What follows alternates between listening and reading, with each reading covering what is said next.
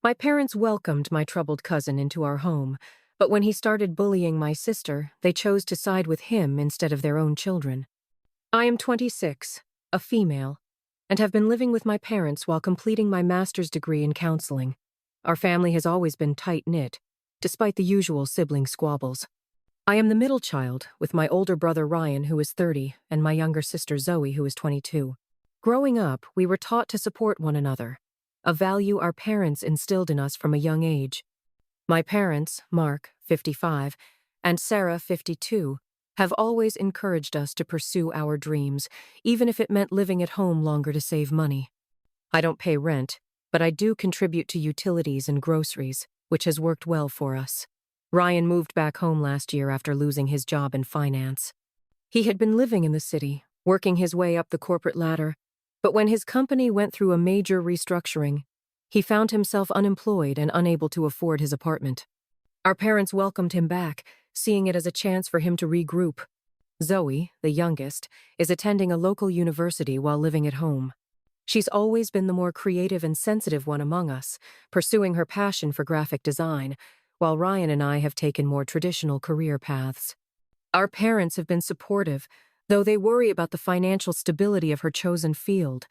2 months ago, our lives took an unexpected turn when our cousin Ethan, 24, came to stay with us. Ethan is my mom's sister's son, and we grew up spending holidays and summers together. He was always the life of the party, quick with a joke, but behind that carefree exterior, he had his struggles. His parents divorced when he was in high school, which hit him hard. He started acting out, got into trouble at school, and eventually dropped out of college after just one semester. For the past few years, he's been bouncing from job to job, never really finding his place. When Ethan showed up on our doorstep looking lost and defeated, it was a shock. He explained that his girlfriend had broken up with him and kicked him out of their apartment. He had nowhere else to go and was too embarrassed to return to his mom's place. My parents, always nurturing, offered him our guest room until he could get back on his feet. At first, everything seemed fine. Ethan was grateful for the help and tried to be useful around the house, doing chores without being asked. We all thought this might be the wake-up call he needed. However, about a month into his stay, I started noticing a change in the household dynamics. It was subtle at first, snide comments and backhanded compliments, mostly directed at Zoe. I initially brushed it off, thinking it was just Ethan's usual teasing. But as time went on, it became clear that he was going out of his way to make Zoe uncomfortable. He would comment on her outfits, saying things like, "Isn't that dress a bit too revealing for a family gathering?" Or, "I bet you are trying to impress that guy from your class." When Zoe talked about her design projects, Ethan would roll his eyes and mutter something about starving artists. I tried to talk to Ethan about it one afternoon when everyone else was out. I approached him in the kitchen saying, "Hey Ethan, I've noticed you've been pretty hard on Zoe lately. Is everything okay?" He shrugged, grabbing a soda from the fridge. "I am just messing around. Zoe needs to toughen up if she's going to make it in the real world. Besides, it's not my fault if she can't take a joke." His dismissive attitude bothered me, but I didn't want to create tension, so I decided to keep a closer eye on the situation. Meanwhile, Zoe had been withdrawing more and more. She used to love hanging out in the living room, sketching or working on her designs, but now she spent most of her time locked in her room.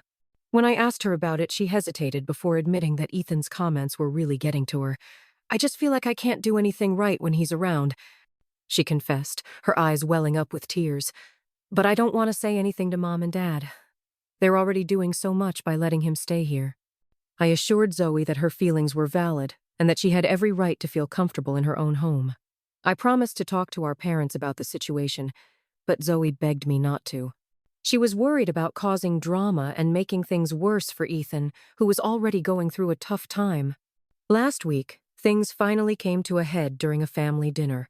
Mom had made her famous spaghetti, and we were all gathered around the table. The conversation was light at first, with Ryan discussing a potential job opportunity and Dad sharing plans for a weekend fishing trip. Then Zoe, in a rare moment of openness, mentioned that she had a project coming up for her design class. The moment the words left her mouth, I noticed Ethan's demeanor shift. He leaned forward, a smirk on his face, and said, "Well, well, look who's finally getting serious about her future. What's the matter, Zoe? Can't find a real job yet?" Zoe's face flushed, and she looked down at her plate, clearly embarrassed. But Ethan wasn't done. He started interrogating her about her project, asking increasingly personal and inappropriate questions. So is this project going to be your big break, or are you just going to end up back at home with Mom and Dad? I could see Zoe shrinking in her chair, mortified. I tried to change the subject, asking Dad about his fishing plans, but Ethan wouldn't let up. He turned to me. His eyes narrowed. What's the matter, sis? Afraid Zoe can't handle a little teasing, or are you just jealous that she's getting attention and you are not? That's when I snapped. The weeks of frustration boiled over. Enough, Ethan, I exclaimed. You are a guest in this house, and you need to show some respect. Just because you are struggling doesn't give you the right to take it out on Zoe or anyone else. The table fell silent, everyone staring at me in shock. Ethan's face twisted with anger. Oh, that's rich coming from you, he spat. Living at home at your age, mooching off your parents. At least I am trying to get my life together. What's your excuse? He stood up abruptly, his chair scraping against the floor. You know what, I don't need this, he said, storming out of the room and slamming the door behind him. The silence that followed was deafening. Zoe was on the verge of tears, Ryan looked uncomfortable, and my parents seemed stunned. Finally, Dad cleared his throat. I think we all need to calm down, he said slowly. Ethan is family, and he's going through a tough time. We need to be more understanding. I couldn't believe what I was hearing. Understanding? I repeated incredulously. Did you not hear how he was talking to Zoe? That's not okay, tough time or not. Mom tried to intervene, suggesting we all take a breather and discuss things later, but the damage had been done. Ethan didn't come back for 2 days. When he finally returned, my parents called a family meeting. They announced that Ethan would be staying with us for at least another month, and that we all needed to make an effort to get along.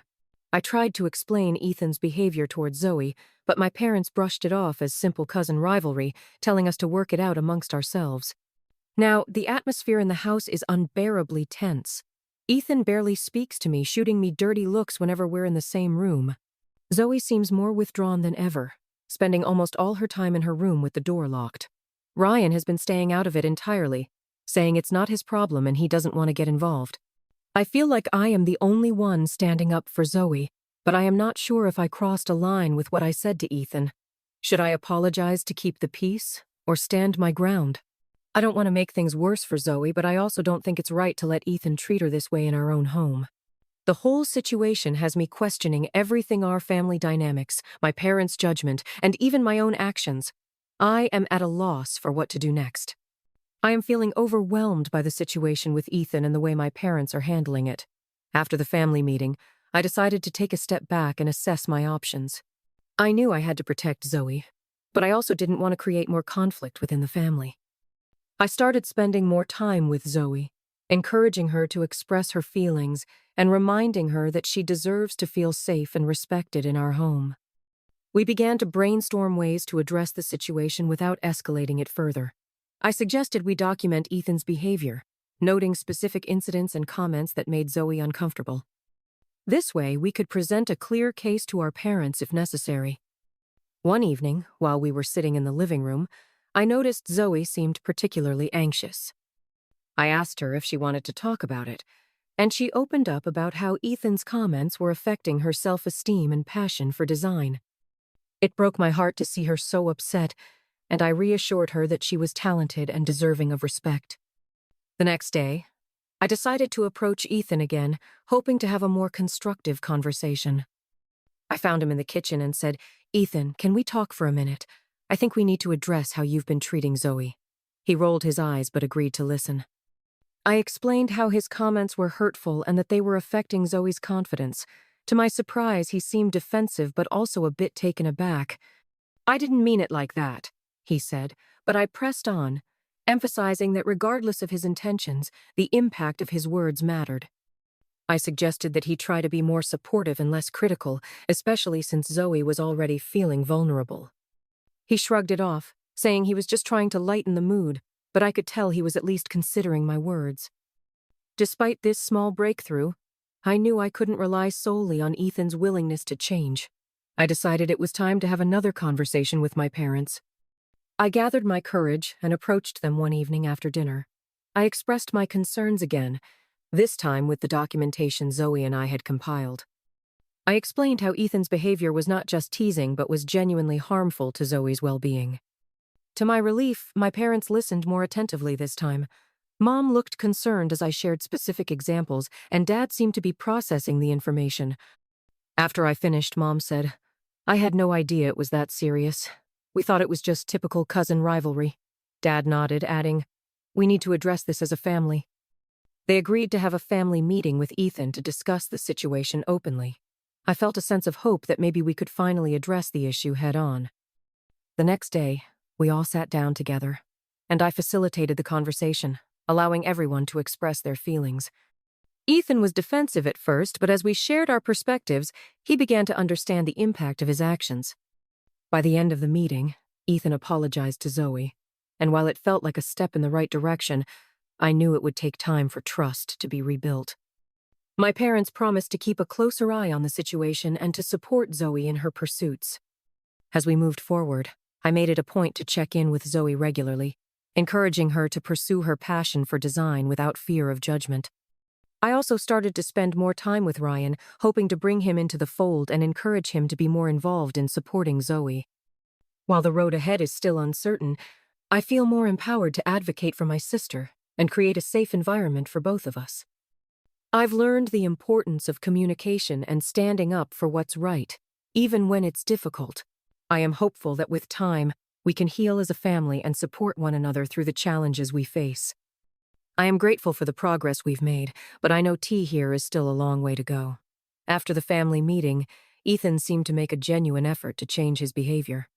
He started being more mindful of his words and even complimented Zoe on her design work a few times.